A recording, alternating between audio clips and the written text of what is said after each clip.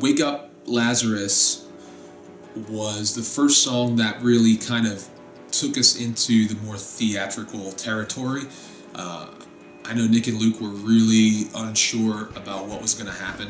When I showed them the demo, it was rough to say the least. It didn't sound as I envisioned it in my head, but I kind of had to just say, trust me, I know what the song's going to become if you just kind of go with what I say. I mean, the song turned into something so good now to me that I can say this now, that the demo was quite cheesy. It didn't really get a true vision of what it was going to be. It just had this beat, this repetitive beat that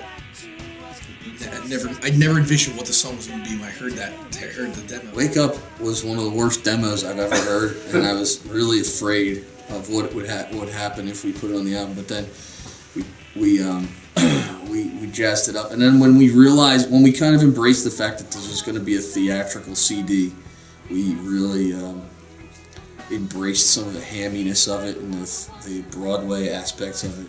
And then it became fun. It became something that was not identifiable with our old music. It was a good opportunity for us to really. It was the first time we really explored, tried to explore getting someone else involved to sing on an album, in a like a featured capacity.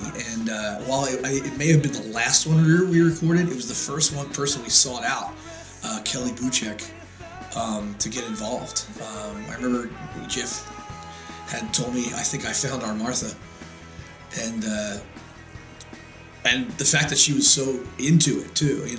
You don't really expect people to be into the music you're making or anything like that. It's just who you are, and she's very, very into what was going on. It ended up being a great experience from what I hear. I knew right away that I wanted to feature a female voice to play the part of Martha because she's such a huge part of that story. And what's interesting about that song is, if you notice, for anybody who has the album, there are a lot of elements in that song that are foreshadowing Jesus' resurrection, and you'll notice that if you go and listen to the final song, which I hope you don't do until you listen to the whole thing, but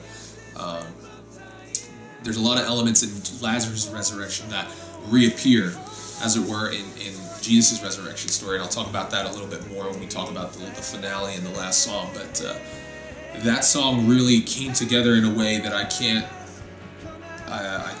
imagine, because I remember once we had recorded all the parts and I kind of did my first mix of the song, I got chills because I felt like we had hit on something that we had never done before, and the energy in that song was something I can't imagine ever recapturing. But that song's really cool because that's another thing that we kind of were going into uncharted territory, especially musically. It's not really what we do musically. The song really evolved. It turned into very, very pop rocky, and a fun song. We layered vocals over vocals, and it ended up being a very theatrical sounding song, really good. It wasn't any more about trying to fit in with ourselves as much as trying to create something that could be used for a stage production. So it had to have energy, it had to be upbeat, and it had to be exciting, and that's what Wake Up is.